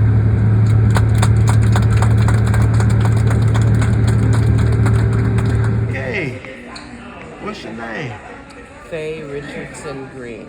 Okay, so this trip, Never to Be Raced with GRAAMA, Grand Rapids Museum of African American Museum and Archives. What was your initial inspiration for taking this trip? So initially, I don't even know how many months ago, it might have even been a year ago, Frances had mentioned that she was thinking about putting together a trip to some museums that were about black history, black folks. I happen to love museums. I love history. When my husband and I travel, we try to find a museum in the area that we can go to. My focus tends to be on civil rights or black history related museums. Most of the time we can find something. When we can't, we'll go to something that's more science or more general history for that area. So it was the opportunity to focus on museums that had to do with African American history. Okay. Now the first leg of the trip, the Charles H. Wright and then August Wilson, how has that impacted you based off of, I know you shared you had some racial trauma in the past, things happened to you. How has those experiences, seeing these history museums and the August Wilson Center and the stuff that he talked about, how has that impacted you? So when I saw the Charles Wright Museum on the itinerary, I thought, well, I've been there before. I don't know that I'm going to see much that I hadn't seen. Okay. But it's been years since I've actually been in the museum. The very first time I was there was when they opened. And I think the last time I was there might have even been 15 years ago. It's been a long time. So, but I thought, it probably hasn't changed. I was blown away by the exhibits and really would have liked to spend more time getting into the depth of the exhibits because it was just so pertinent. There's just so much richness in that museum as it relates to our history, and I just wanted to be deeply engaged in it. So I know I'm going to go back so I can spend more time. The August Wilson, I was familiar with a couple of his plays, but I didn't really know much about the man. And so when the documentary was shown yesterday on the bus, it just totally drew me in. I thought, here is a self-taught man who has used the racism and discrimination and the prejudices that he has dealt with as a way to fuel his creativity, to fuel his ability to tell stories that speak to so many people. It was just amazing to learn so much, so that when we were in the museum today, I felt this connection to him and his stories in a way that I hadn't, because I saw personal. Yeah, as a matter of fact, I saw Ma Rainey and I saw Fences. But even now, I want to now go back and re-see those productions with what I now know about the man. And this whole trip has been such a lesson for me. It has fueled. So one of the things that I have spent a good portion of my adult life addressing has been issues of race, racism, diversity, equity, and inclusion. And I am even more motivated to continue to address those topics in the way that I do because of what they did. You know, I just think about all of the giants that we stand on the shoulders of. Some we know, some we don't know. And the baseball video yesterday about the Negro League, my daddy was a baseball fan. Every Sunday we listened to Tiger Baseball on the radio. Every time I could give my dad a baseball related gift, I would find something associated with the Negro Baseball League. Okay. You know, because that was something that he knew about, engaged in himself. So, I mean, I don't even know how to answer. I just am, you know, so much is, I'm just so full. I'm just so full, and I cannot wait for tomorrow's visit to the museum here in Washington, D.C. Okay. Are you an educator or a mentor? Yes, and have been for most of my career. I have mentored or coached, especially women in leadership roles. Okay. Right now, I have the privilege of teaching some students at Grand Valley on a topic that I have entitled "Leading Others in an Othering World." And it gets at the role that leaders play in creating environments where people are welcomed and wanted, have a sense of belonging, understand the devastation that bias and stereotyping and discrimination of some kind can create. And so this trip has even got me thinking about how I can bring some of what I've been exposed to. I was going to ask you next, to these would you think students. this would be a good thing for students to be exposed to? Oh my goodness. As a matter of fact, you know, several of us were talking about how we help younger people sort of understand all this richness, because so many of them have no idea. And it occurred to several of us that there are stories, both you know, these formal stories from history, but there's also our own personal stories. You know, on the bus, you heard many of us talking. Many of us have suffered from the disease of racism in this country. You know, so we're talking in our lifetimes. So when people say, well, that doesn't happen anymore, it doesn't exist, I mean, I can tell you stories about my sons and their experiences with racism in school. in other environments. So we have to make these stories available so that they can shore people up. Because there's power in knowing your history. There's power in knowing the stories that have brought us to where we are. You know, some of it is ugly, but much of it is beautiful in terms of how people manage to survive and overcome. Do you think the Black Power movement, you know, Nation of Islam, Shrine of Black Madonna, Black Panthers, and other groups, do you think those are a good counterbalance in some respects to, as far as education-wise, to the effects of racism?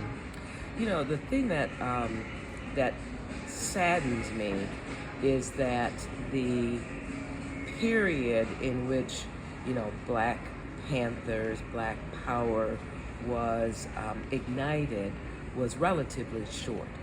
And I don't think it was well understood then, nor well understood now. That there were ways in which people, particularly Black men, were reclaiming their power, asserting their personhood in ways that allowed them to protect and achieve, to gain confidence, to feel respected. And we need more of that sense of personal power, more of that ability to stand tall and be proud, and less of this suspicion and you know, crucifying men who are Black because of their color and what that color represents to others. You know, that we ought to be seeing that as, we ought to be seeing the goodness, the strength, the power in men, especially of color, and in all of us, but especially our men. And I say that as a mother of two good young men, two, not meaning they're perfect, that they haven't had problems, they haven't had issues, but they have hearts and souls that are wanting to achieve and protect and give and love and, you know, all the things that all humans want to do. And yet they have to deal with this layer of suspicion that, you know, minimizes their humanness. Okay. Do you have any enlightening words for those who may, you know, as far as this experience and being a Black woman, for other Black women, other Black men, other Black children, elders, any wisdom, any more wisdom about having these experiences like this trip, how important it is?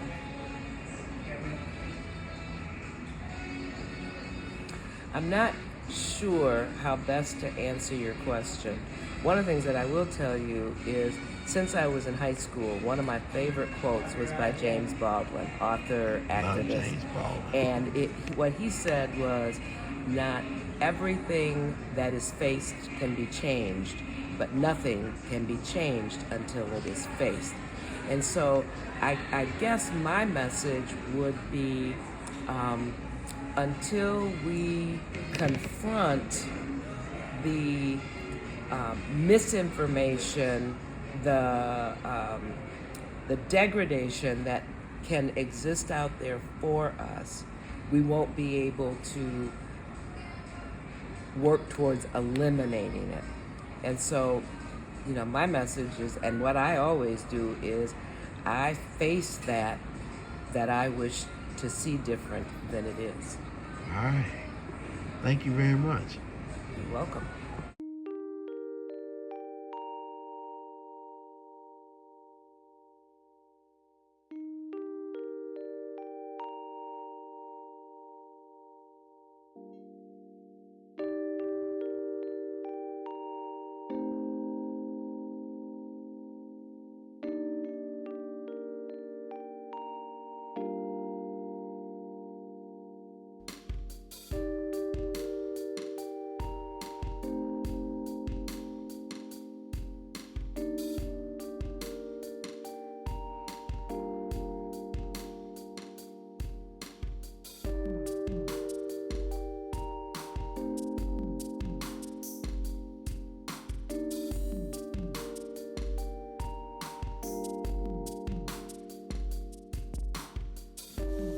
Ascended Visions Radio.